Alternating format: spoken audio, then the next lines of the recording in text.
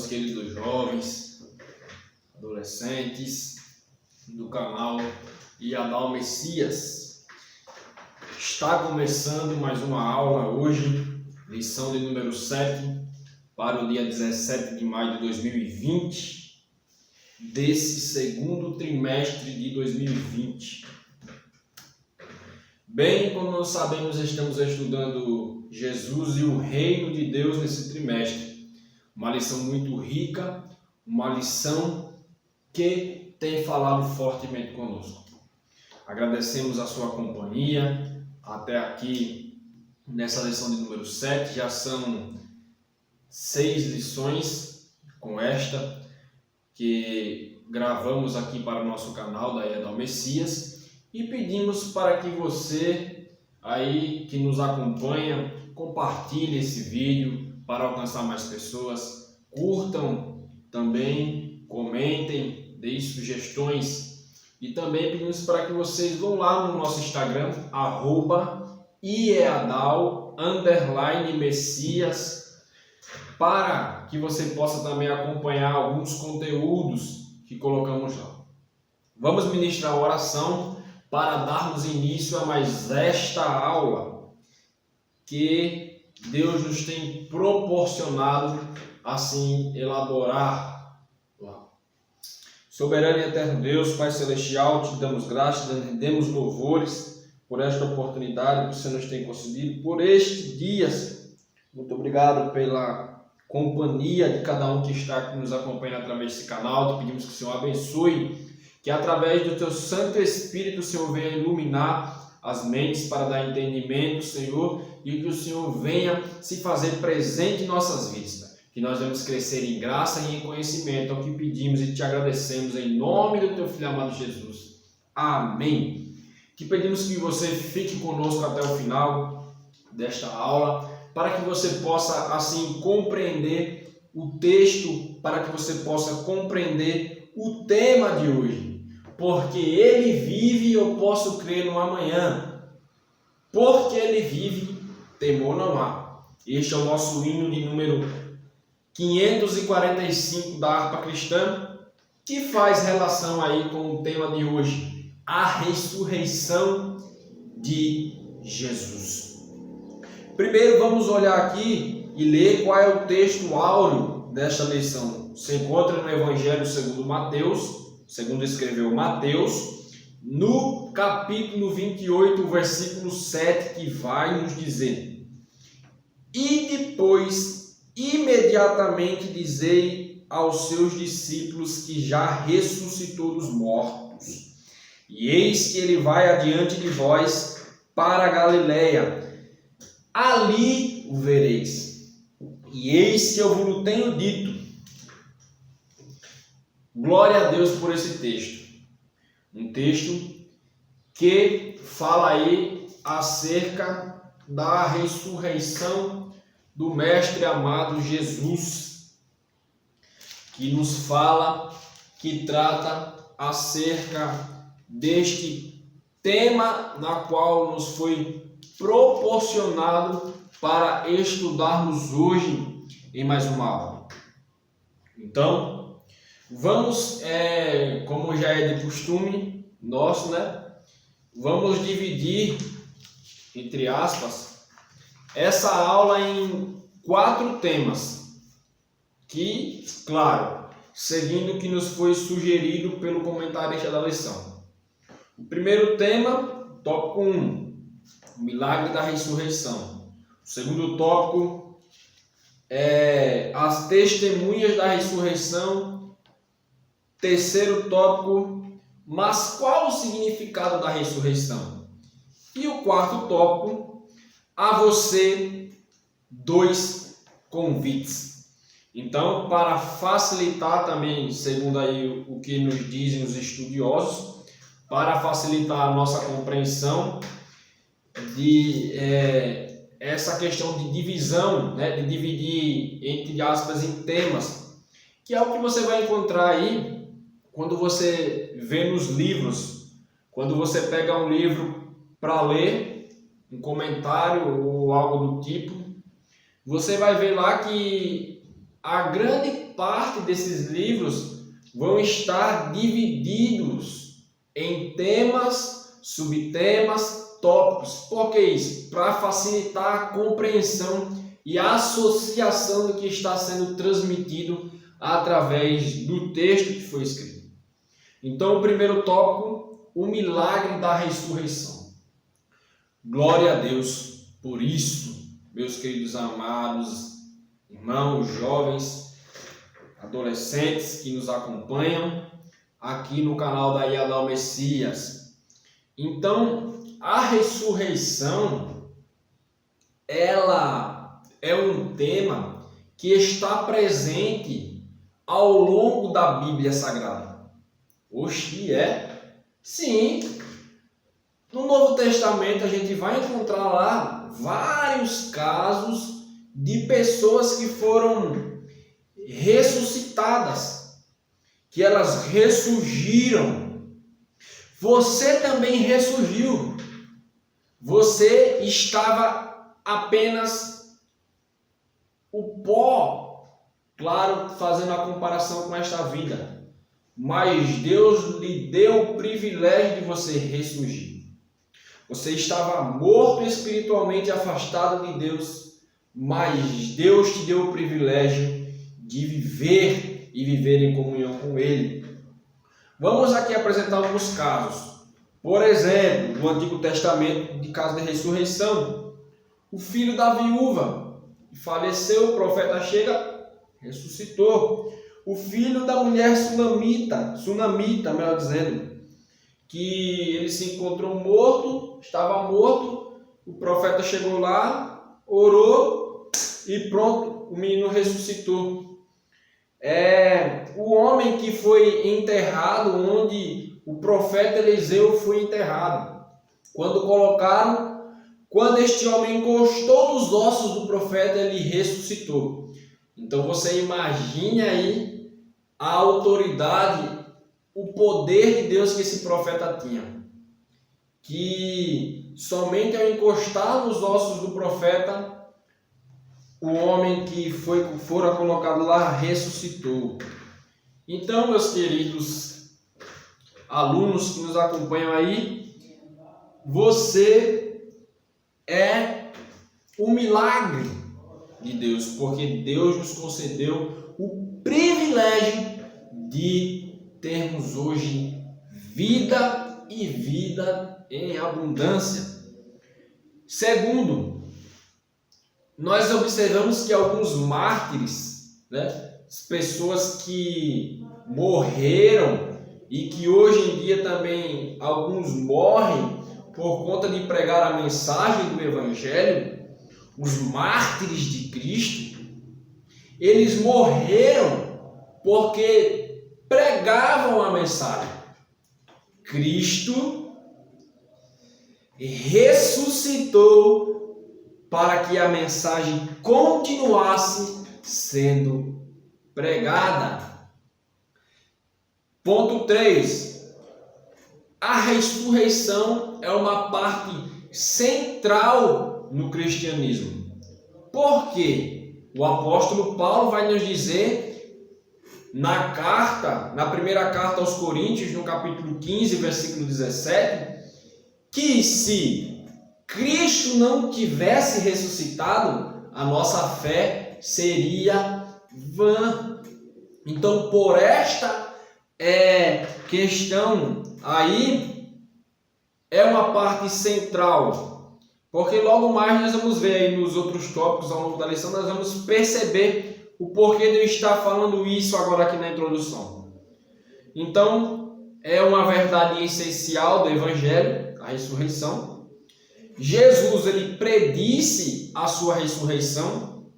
Está lembrado lá em Mateus 12, quando Jesus está lá falando, se comunicando com as pessoas, ensinando, ele diz, olha, na verdade eu digo aí é que este templo vai ser derribado e em 3 dias eu o reconstruirei. E as pessoas começaram a indagar, oxe, nós passamos 46 anos para construir isso aí e tu estás dizendo que vai reconstruir em 3 dias, mas logo em seguida o evangelista vai aí descrever que ele estava falando isto acerca dele, João mais precisamente, né? No capítulo 2, dos versículos 19 a 22, ele vai dizer que ele estava falando acerca dele próprio, do templo que era o seu corpo, que ficaria lá,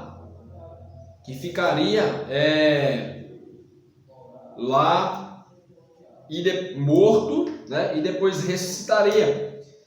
E também Jesus predisse, me perdão aqui, eu troquei as referências, mas Mateus vai tratar acerca também lá de quando Jesus está pregando, ele começa a falar do profeta Jonas. E assim como Jonas passou 3 dias no ventre do grande peixe, convém também que o Filho do Homem passe 3 dias, mas ressuscite. Então Jesus falando acerca da sua ressurreição. Hoje, o sepulcro vazio está. A cruz vazia está, mas o trono ocupado está. Apocalipse, capítulo de número 1, versículo de número 8 diz: Eu sou o Alfa e o Ômega, o princípio e o fim, diz o Senhor que é, que era e que há de vir. Aí também Paulo escrevendo aos Efésios, no capítulo de número 1, dos versículos 20 ao 24, ele vai dizer: edificados sobre que manifestou em Cristo, ressuscitando dos mortos e pondo à sua direita nos céus. Ele vive, ele reina, ele está no trono assentado à destra de Deus. É importante destacar também que na época tinha uma seita chamada os saduceus e eles não criam na ressurreição. Dentre tantos outros pontos, deixa eu lhe passar a referência, depois você estuda aí com mais calma em casa. Lucas, capítulo 20, dos versículos 27 ao 40, nós vamos observar esse diálogo dos saduceus com Jesus. Então, a cruz não venceu Jesus. A morte não venceu Jesus. Mas Jesus venceu a morte para sempre. E hoje, por ele ter vencido a morte, nós temos o privilégio de termos a vida em Cristo Jesus. Aleluia! Glória a Deus. Tá, mas qual é a importância da ressurreição? Nós já falamos aqui algumas coisas. E a Bíblia de Estudo Pentecostal, que foram uma das ferramentas na qual usamos para preparar essa aula, ela vai nos trazer 7 aspectos aí no rodapé, no pequeno comentário que tem, sobre a importância da ressurreição. E eu coloquei aqui no script, no esboço, não sei como você chama.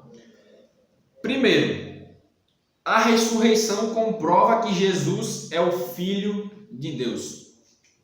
Segundo, garante a eficácia da sua morte redentora. Terceiro, confirma a verdade das Escrituras. Quarto, é a prova do juízo futuro dos ímpios.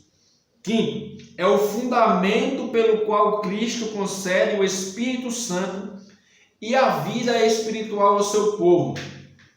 E é a base do seu ministério celestial de intercessão pelos crentes. Sexto, garante ao crente a futura herança celestial e a sua ressurreição ou a transformação quando o Senhor vier. Perdão. Sétimo ponto e último, põe à disposição do crente na sua vida diária a presença de Cristo e o seu poder sobre o pecado. Então nós observamos 7 aspectos aí da importância da ressurreição que o comentarista lá traz, né? Então, que ele é o Filho, comprova que ele é o Filho de Deus. Sim, porque ele ressuscitou, ele vive, ele reina para sempre. Porque garante a eficácia da sua morte redentora. Este é o propósito de Jesus. Este foi redimir, trazer a redenção para a humanidade. Confirmo que está escrito, que foi profetizado acerca dele, dentre outras coisas que nós observamos aqui. Outro ponto, a evidência da ressurreição. Vamos lá para o Evangelho de João. Abra a sua Bíblia aí, você que nos acompanha. No Evangelho segundo escreveu João, no capítulo de número 20, nós vamos observar aí 3 aspectos da evidência de ressurreição nessa passagem. A primeira evidência está em João 20 e no versículo 1. E diz: E no primeiro dia da semana, Maria Madalena foi ao sepulcro de madrugada, sendo ainda escuro, e viu a pedra tirada do sepulcro. Opa! A primeira evidência, a pedra tirada do sepulcro. A primeira evidência da ressurreição de Cristo. A segunda, quando os discípulos estão lá correndo, quando Maria Madalena diz, eles estão correndo, eles vão correndo. Pedro e João, eles vão correndo ao sepulcro. João chega primeiro por ser mais novo, segundo mais tem mais vigor, segundo o que nós podemos observar. E ele não entra no sepulcro, mas Pedro, quando entra, ele entra e encontra os lençóis lá do mesmo jeito. Ou seja, a segunda evidência da ressurreição, que Maria Madalena disse que tinham levado o corpo de Jesus. Mas como é que eles levam o corpo de Jesus e deixam os lençóis lá, que encobriam, que enrolavam, que protegiam o corpo? Como é que eles estão lá no mesmo lugar, tudo organizadinho? Então essa segunda evidência tem alguns significados acerca disso. E eu instigo você a pesquisar sobre mais acerca disso. E terceiro, o corpo fora levado, no versículo 2. O corpo não foi levado, ele ressuscitou. Quando eles voltam, eles vão lá, aí depois Madalena volta para lá e vê 2 anjos. Por que você está procurando aqui entre os mortos aquele que vive? Então, a ressurreição de Cristo. Outro ponto, acerca da materialização do corpo de Cristo pós-ressurreição. Então, nós vemos que aqui no Evangelho de Lucas, no capítulo 24, a partir do versículo 39, diz o seguinte, vamos ver o 39. Vede as minhas mãos e os meus pés, que sou eu mesmo. Tocai-me e vede, pois o Espírito não tem carne nem ossos, como vedes que eu tenho. Primeira coisa que nós vamos observar aqui, acerca da materialidade de Cristo.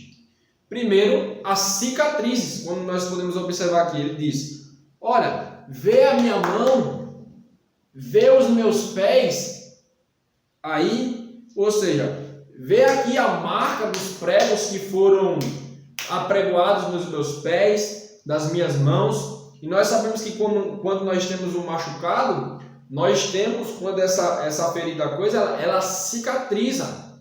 Ou seja, a cicatriz, olha aí, vê aqui. Segundo, carne e ossos, que eles pensaram que era um espírito. Mas Jesus disse assim, oxe, porventura um espírito tem carne e ossos? Então a segunda evidência da materialização de Cristo. E a terceira, ele se alimentou, deram favo, deram mel e peixe para ele e ele comeu. Como é que um espírito tem osso, tem carne? Como é que um espírito tem cicatriz? Como é que um espírito se alimenta? É isso que Jesus estava passando aqui para eles, dizendo, olha, é real, eu ressuscitei, eu vivo.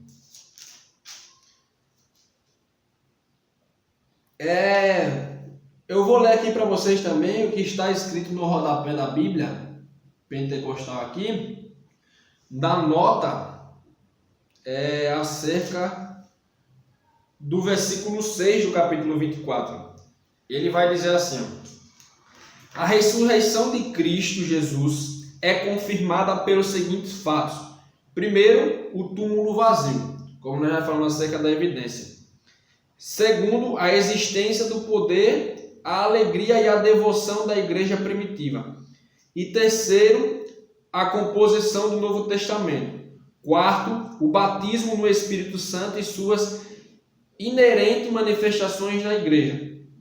Quinto, os milhões de pessoas que no decurso desses últimos 2000 anos experimentaram nos seus próprios corações e vida a presença de Jesus e o testemunho do Espírito Santo. Ou seja, testemunho.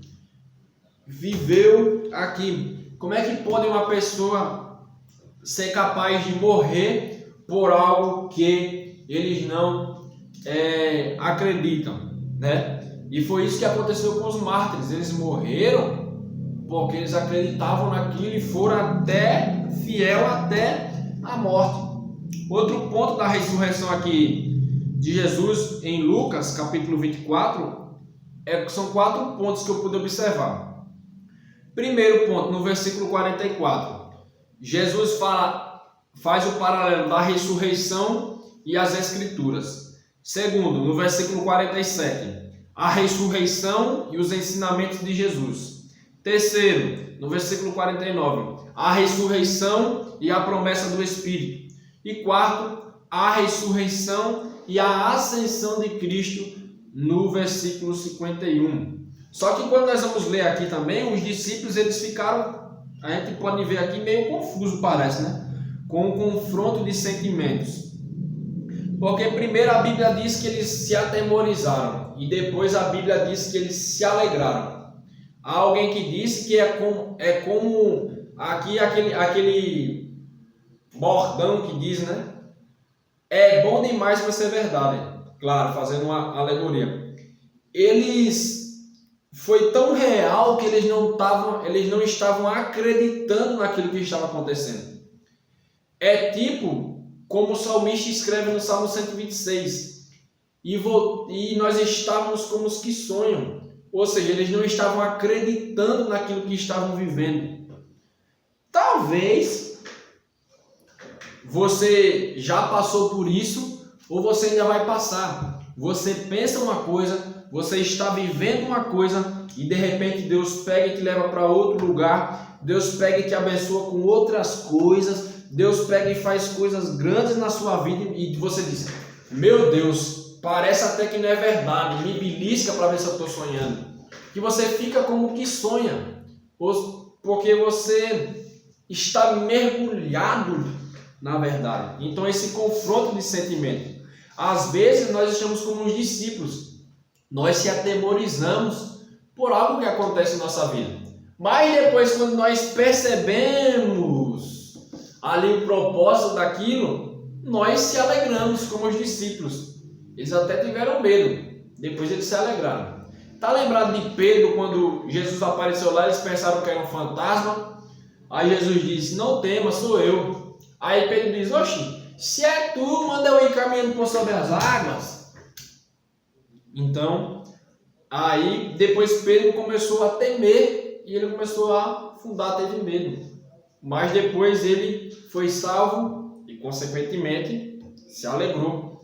E hoje nós temos essa alegria, porque Cristo nos resgatou, porque Cristo nos salvou. Nós antes éramos escravos do medo, agora nós temos o espírito de autoridade, conforme diz as Escrituras.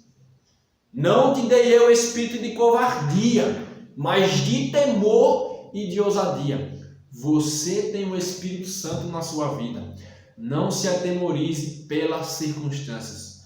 Pode estar fora do seu controle, mas do controle de Deus, ele não perdeu o controle. Ele está no controle, no comando da situação. E quando o momento que você está vivendo passar, vai ser alegria. Porque, como eu costumo sempre dizer, o nosso caminho doloroso nos conduz a um fim vitorioso. O segundo ponto, as testemunhas da ressurreição. Aqui só vai ser apenas uma explanação rápida acerca das testemunhas. Então nós já entramos no segundo tópico da lição, as testemunhas da ressurreição. Nós temos algumas aparições de Jesus. Primeiro, ele aparece a Maria Madalena, Marcos 16:9. Ele aparece às mulheres, Mateus 28:9. Ele aparece aos discípulos no caminho de Emaús, Lucas 24:13. Ele aparece aos discípulos, João 19, Marcos 16, João 20. Claro que isso aqui é a partir desses versículos que eu estou dizendo. Depois, quando você for ler, você vai ver que aí entendeu o contexto. Jesus aparece a Pedro, Lucas 24:34. Jesus aparece a centenas de irmãos, 1 aos Coríntios 15, 5, 6, Marcos 16, 19, Lucas 24, 50. Jesus aparece ao seu irmão Tiago, 1 aos Coríntios 15, 7. E ele aparece, por fim, a Paulo, conforme nós vamos observar lá em Atos 9. E o próprio Paulo dá o testemunho disso em 1 aos Coríntios 15. É interessante que você leia aí depois 1 aos Coríntios 15, que Paulo está tratando acerca da ressurreição. E ele traz todo um panorama acerca disso aí e dessas testemunhas que nós falamos agora aqui. Tá, mas você se pergunta, o que é que tem a ver as testemunhas? Vamos usar um exemplo de algo cotidiano. Por exemplo, um julgamento. Uma pessoa é acusada de cometer tal delito. Você vai ter lá as testemunhas, ou seja, que presenciaram, que viram tal ato. E para que é isso? Para concretizar os fatos, para ter algum apoio no que será proferido, resolvido neste julgamento. Da mesma forma, aqui, trazendo esse exemplo, Cristo, ele ressuscitou, as Escrituras nos dizem, porque ele diz, olha, bem-aventurados aqueles que não viram e que creem. Então nós tivemos alguns irmãos que viram, presenciaram o Cristo ressurreto, que foram esses irmãos citados. E o que é isso? São fatos, testemunhas, comprovação, propagação. Nós tínhamos profetizado sobre a ressurreição dele.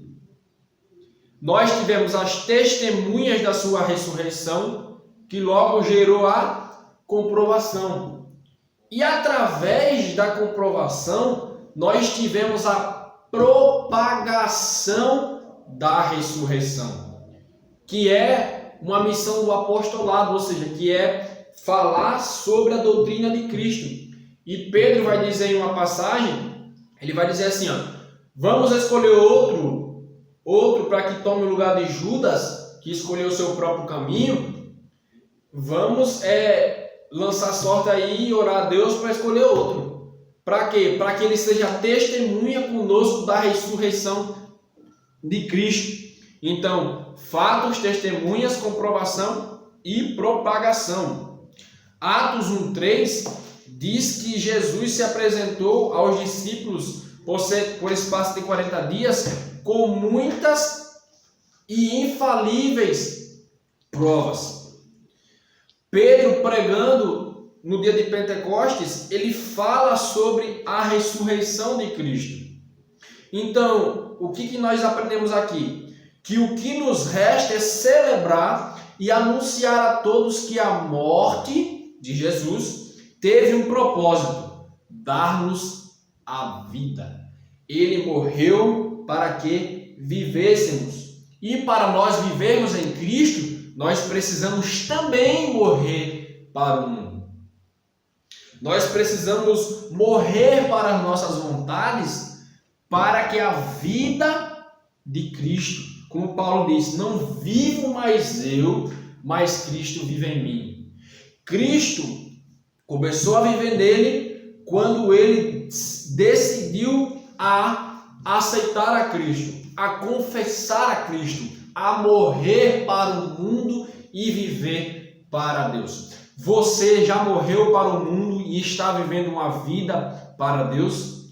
Você está vivendo a vida em Cristo Jesus? Ou você ainda precisa morrer para o mundo? Martinho Lutero disse que pensava que o velho homem tinha morrido, né, nas águas do batismo. Mas ele disse assim: mas eu descobri que o miserável sabia nadar e hoje tenho que matá-lo todos os dias. Então, todos os dias nós devemos matar a nossa velha natureza e viver a vida de Cristo. Mas para Cristo viver em nós, nós precisamos morrer para o mundo e viver para Deus. O terceiro tópico: qual o significado da ressurreição de Cristo? Primeiro, a ressurreição é o fato de que coloca o cristianismo em uma posição de distinção se comparado a outras religiões. Conforme Paulo vai dizer em Romanos, capítulo 6 e o versículo 9. Vamos ler para darmos apoio a isto que foi dito agora aqui. Vamos lá. Romanos 6, 9. Diz o seguinte: sabendo que havendo Cristo ressuscitado dos mortos, já não morre. A morte não mais terá domínio sobre ele. Por quê? Porque Cristo vive. Outros fundadores, líderes de religiões, ícones religiosos grandiosos, morreram e estão sepultados. Cristo não. Cristo vive em mim, vive em você. Cristo vive. Ele morreu, mas ao terceiro dia ressuscitou. A morte não pôde conter Cristo. Ele venceu a morte para nos dar vida. E eu, meditando nisso aqui, estudando, eu pude escrever um texto através de uma frase, melhor dizendo, através dessa meditação.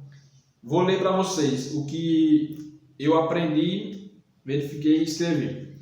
Os líderes fizeram história. Cristo dividiu a história. Os líderes são passado. Cristo é a nossa referência. Os líderes viveram e morreram. Jesus viveu, morreu e vive. Os líderes apenas deixaram um legado. Jesus nos deixou selado pelo Espírito, confirmando que nós vivemos para Ele e Ele vive em nós e que a sua vinda é real. Os líderes deixaram letras escritas. Cristo nos deixou a palavra viva e eficaz. O túmulo não conteve Cristo. Terceiro ponto, melhor dizendo, o plano da redenção. Então a ressurreição faz parte do plano da redenção da humanidade. Conforme Paulo vai dizer em Romanos 4, 25, Romanos 3, 25, 1 de João 2, 2. Então, pela morte e pela ressurreição de Cristo, recebemos a salvação, a justificação e a vida. Como eu falei, como Paulo vai dizer aos Coríntios, ele diz que se Cristo não tivesse ressuscitado, a nossa fé não teria validade. Eu vou ler para vocês aqui um texto, um comentário de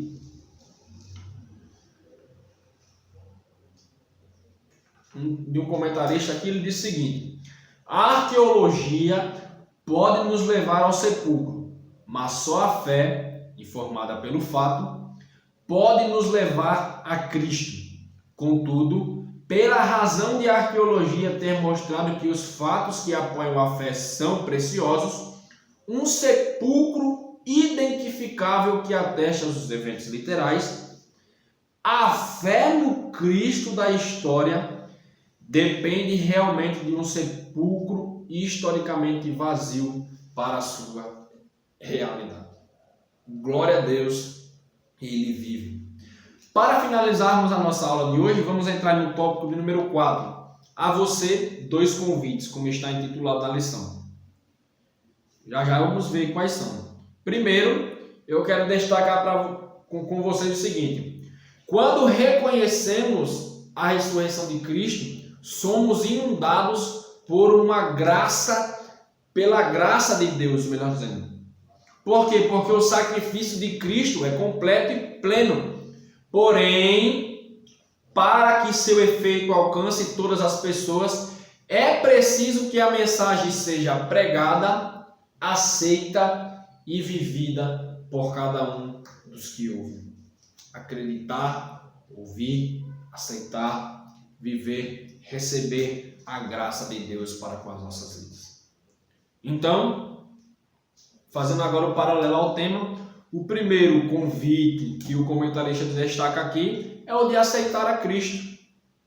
Então, aceitar a Cristo é viver a redenção por meio de seu sacrifício na cruz e da sua ressurreição. Talvez possa aí alguém que esteja nos assistindo, não aceitou ainda a Cristo. Então, fica lançado o convite para você já nesta aula. Aceite a Cristo. Ele veio para morrer por mim e por você, para nos redimir, para nos livrar da condenação da morte eterna, da separação eterna de Deus. Então, o primeiro é o convite de aceitar a Cristo. Porque ao ser alcançado, por esse convite de Cristo, vinde a mim, por essa mensagem de redenção, o pecador tem a oportunidade de ter a salvação. Segundo convite, a chamada. Que Jesus vai dizer, na verdade é uma ordem, Ide por todo mundo e pregar o evangelho a toda criatura. Ou seja, anunciar as boas novas. O comentarista diz assim, em suas mãos está a possibilidade de compartilhar a maior de todas, que Jesus é o caminho, a verdade e a vida.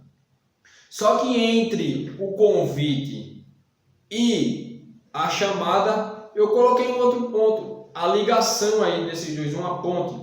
Primeiro, que é entrar pela porta e sair. Tá lembrado lá em João 10:8, quando Jesus diz, olha, as ovelhas têm que entra pela porta, que sou eu, e saem para achar pastagem. Jesus te chamou para dentro, te convidou, mas para que você possa sair também. E segundo, a pregação universal, que Atos 1:8 vai nos dizer que eles seriam cheios, vocês vão ser cheios, fiquem em Jerusalém até que do alto sejam revestidos, e assim vocês vão começar pregando de Jerusalém, Samaria, Judeia e até aos confins da terra. O que é isso? Primeiro aí, a Jerusalém, ou seja, o local em que estamos, a nossa casa, a nossa cidade. Segundo, em toda a Judeia, pelo nosso estado. Terceiro, Samaria, a nação e por fim, os confins da terra. Então, a mensagem das boas novas da ressurreição de Cristo deve ser começada a pregada dentro de nossas casas, dentro de nossa cidade. Porque hoje em dia nós vemos que pessoas querem ir logo para os confins da terra e se esquecem que o primeiro lugar em que Deus quer confirmar a nossa chamada e também a pregação do Evangelho é dentro de nossos próprios lares. E para finalizar, vou ler aqui o que o comentarista deixou. Ele disse: a vitória de Jesus sobre a morte nos deu a fé, esperança, salvação, paz e felicidade. Oh, aleluia, Cristo vive. Então, essa foi alguns comentários de aula de hoje. Que Deus em Cristo Jesus nos abençoe. Não se esqueça de curtir, compartilhar, comentar o vídeo. E assim Deus estará também alcançando e abençoando outras pessoas através da sua vida. Muito obrigado pela sua participação até aqui. Vamos ministrar uma oração para encerrarmos também esta aula e agradecemos a Deus por este momento. Soberano e eterno Deus, nós te damos graças e rendemos louvores por esta aula que aqui foi ministrada. Te pedimos que o Senhor implante essa palavra em nossos corações e faça florescer, Senhor.